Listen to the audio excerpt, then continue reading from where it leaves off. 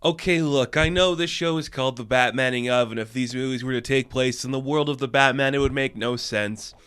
That doesn't matter to me. We're still going to be talking about an older, a more mature, a wiser, a sexier Dick Grayson. That's right, we're Batmaning up Nightwing today. Let's do it.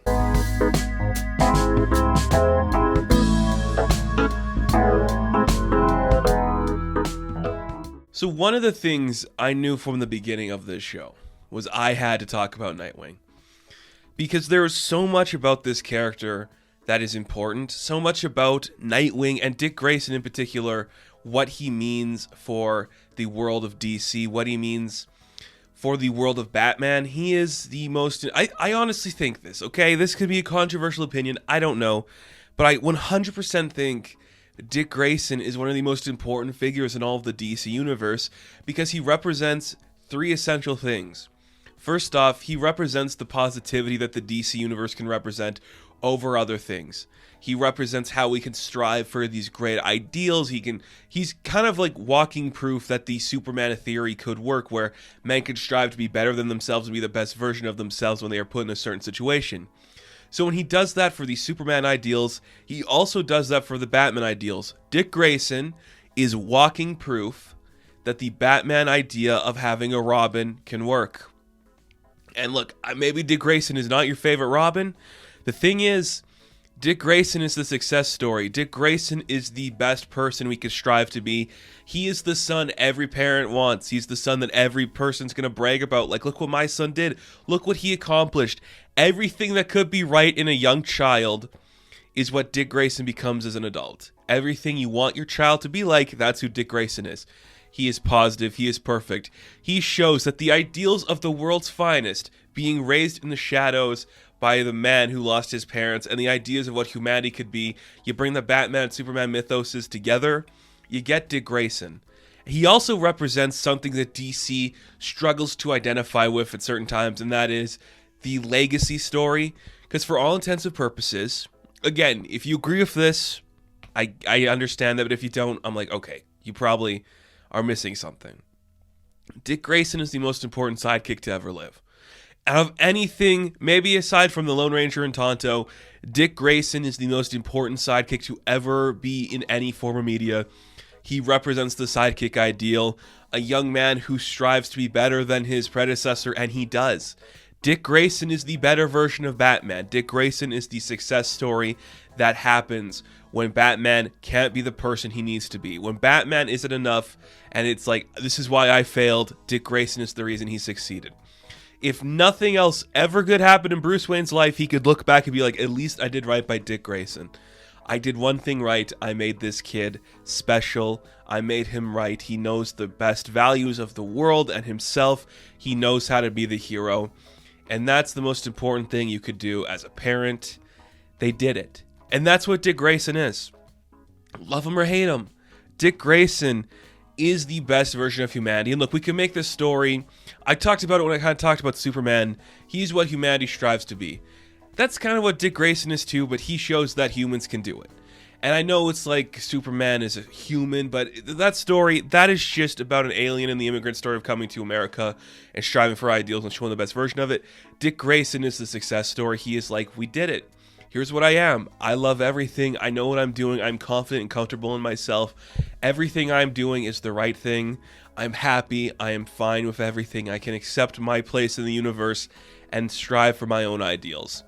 That is who Dick Grayson is, and the fact that he's on the younger side of the world shows you he's willing to adapt to certain social changes or certain ideas presented to him in a world scope that he can do these different things. Dick Grayson's like a chameleon. You can put him in any situation, in any type of room, with anybody, and he'll find a way to make it work. He's not the guy who's going to be uncomfortable or angry. He will strive for the connection in anything and everything. Dick Grayson is awesome. He is such a positive influence on the world, one of the best things you're ever going to see, and proves that the sidekick can actually grow up to be better than its predecessor. He is the walking example of that, and that's a positive thing to see in comics, in stories in general. You always look for like this bleakness in what makes somebody and who they are. There is so much that could have happened with Dick where he becomes Batman. And when he does become Batman, that's a whole other thing. But he could have just ended up like Bruce, bitter, alone, striving for something he'll never achieve. But he didn't. He said, this isn't who I want to be. It took him a minute, it took him a second, but he eventually found his footing and became his own person. And you could talk about the Robin era. I do want to talk about it a little bit because the Robin era is kind of like overshadowed by the Nightwing era now. Dick Grayson does something not a lot of characters can do, and that's actually move on. It takes a minute, and I think it's more like we have to fill the void once he's gone. But Dick Grayson actually got to grow up. We actually got to see this man from when he was like 10 years old to the person he's become now in, you could roughly say, his 20s to 30. He's somewhere in his 20s. We got to see Dick Grayson grow up. We got to see those struggles he went through to become the man he did. We got to see the point where he was like, I could become Bruce, but I'm going to diverge and become my own man. That's rare in comic books, and even rarer for us as an audience member to connect with a character that much, because we'd all want to see him just become Bruce, but he's going to become his own person, and that's really cool. We grew up with Dick Grayson, literally watching him become Robin and Nightwing. We also grew up as kids, turning into adults to seeing the person Dick Grayson is, and we can see a positive character like that in comic books become this person. It kind of just shows that we could do it too, doesn't it? And that's kind of a positive thing to see. My personal connection to Dick Grayson is pretty simple. I think he's the best person to be Robin. He's my favorite Robin. Every time there's a story with Dick in it where he's Robin, I'm like, this is kind of fun. I like that vintage classic feel about it. I'm a fan of Nightwing solely for kind of what he represents in terms of the world of the DC universe. I don't actively read many Nightwing comic books now, but if you are looking to jump on to the Nightwing stuff, currently Tom Taylor and his stuff with the character is phenomenal. His run, I think it's got Eisner nominations, so you should check that out if you do want to jump onto the Nightwing train. That's a great place to start. It kind of really shows the ideals of what a good person Dick Grayson is. It's very fun. I really do like Nightwing, and he's such a positive character. We should do more of him. That's why we should give him a movie, because look, he is intrinsically connected to Batman, but the kid can hold his own movie. The kid can hold his own franchise. He's been doing it for years. He could do it on film too. We're just scared to take that natural leap, but we should do it. Unlike other characters in the Bat family, we have had actors play Dick Grayson before. Sometimes on teams, sometimes connected to Batman, mostly connected to Batman. First off, Burt Ward played him in the 66 show. It's exactly what you'd expect for the 66 show. And look, I think that's fun. I love that character. I love that style. That's exactly what you'd expect. Chris O'Donnell did it again in the 90s. And he's like a 30-year-old man pretending he's like a child with this George Clooney. And it's like, this is weird. This shouldn't be happening. It's not good to see. But you get it either way. Then we got Brendan Thwaites in the modern times on Titans. Again, a little dark for what Nightwing should represent. It feels like somebody who doesn't understand what this character is supposed to be is creating it. I don't like that feeling, but I understand how today's audience would perceive it that way. So I can't really complain. Look, making a Nightwing film, it's honestly an interesting hill to climb. I don't think it's a challenge, but you have to toy the line between certain things. You can't go too campy, and you can't go too serious. You have to kind of be right there in the middle. So look, when I talk about Batman and all these stuff, I always say Batman's like, it's Chinatown, it's the big sleeve, this is what we're going for. When it comes to like my reference for a Nightwing film, I want it to feel like Top Gun. And what I mean by Top Gun is the perfect example of toying the line between every genre. It's romance, it's comedy, it's drama, it's action. Maverick's story of kind of being a little more cocky to learning to humble himself is kind of the journey that Dick Grayson needs to go on. So that's kind of the tone I wanted to go for. Just not just like flying planes, but just here's the tone. Here's a guy who is kind of confident in himself. Maybe that's going to be his downfall. Maybe personal connections to the world are going to upset him in certain ways. Maybe that's going to stop him from achieving his goal or achieving his dream in certain things. And that's good too. And you don't shy away from the camp and the fun. You have to have it be fun. You have to have it be colorful, be interesting to look at, because that's Dick Grayson. That is what he needs to do. He is funny, he's silly, he's sexy. You have to have those in here. I want him to be kissing some ladies. I want him to be having a good time. I want it to be fun. Just bright, colorful, energy vibes, everything. You're just like an emotional spectrum of everything you're feeling, but you're never upset with what's going on. You love it, you're smiling, you're enjoying everything you're seeing. That's Dick Grayson. So here's my premise for a Dick Grayson movie when we eventually do a Nightwing one.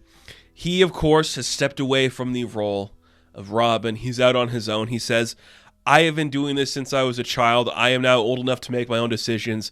I want to take the things I learned from Batman and strike it on my own. After a conversation with Superman, I learned about this guy named Nightwing. I want to take that identity, bring it into the forefront in this place called Bloodhaven. So I'm going to go here and I'm going to build my own reputation being a certain type of hero. Not the type of hero who goes around the shadows. I'm going to be jumping through the city streets in the daytime, have people see my face, help old ladies cross the street, get cats out of trees, do all that. But when I'm doing that, maybe I'm investigating something personal to me. Maybe I find out that Tony Zuko, who's the villain of this piece next to Blockbuster, is operating in Bloodhaven. And now I'm like, there's a connection for me to be here, but also some personal thing stopping me from achieving being that version of myself I could be. I could be the best version of myself, but I'm being drawn into this thing that got me where I am today, that led me to Bruce Wayne.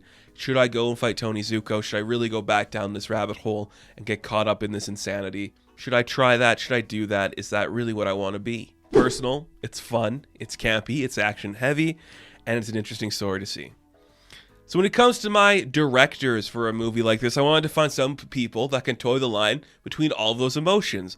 I settled for John Francis Daley and Jonathan Goldstein, who made Game Night. It's an incredibly fun film and kind of exactly the right tone I want to go for. There's moments where you're laughing, there's moments where you're like, oh, this is intense. It toys the line between genre well, and these guys feel very confident as filmmakers to tell a story like that and have something to achieve. So that's the vibe I want to go for. I think they could definitely pull that off. And when it comes to casting Dick Grayson, one of the things I solely believe with this character is he could represent any ethnicity and really be anybody. Dick Grayson is not solely a Caucasian character. He should be somebody that represents the times perfectly.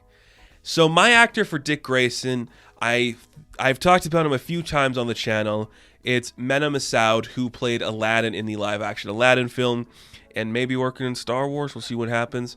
A fine actor, a fine young man, definitely has the right smile and charisma and emotional range to play my Dick Grayson. I think he'd do a phenomenal job of presenting what this Dick Grayson is supposed to be. So when it comes to my Dick Grayson and my Nightwing, Mena Massoud is the choice for me. Look, this character is very important. He's one you have to get right and do certain things for. I hope people would be willing to accept a Dick Grayson in a world of Batman where they want it to be more like Batman and not let this character be the version of himself he's supposed to be. General audiences might not accept that, but I think comic book fans would be like, no, this is not how Dick Grayson's supposed to be. He's his own man. He's happy. He's sexy. He's got a nice tight ass, and we like him for it. So thank you guys so much for watching this rendition of the Batmaning of. Be sure to like and subscribe to the channel, and as always, I will catch you in the next one. Have fun, stay safe, good luck, and don't forget, because I just forgot, you can check me out on Instagram, TikTok, and Twitter. Have fun, Flamebirds. Is that the one? Is that the other one, Nightwing and Flamebird? I can't remember. You get it, though.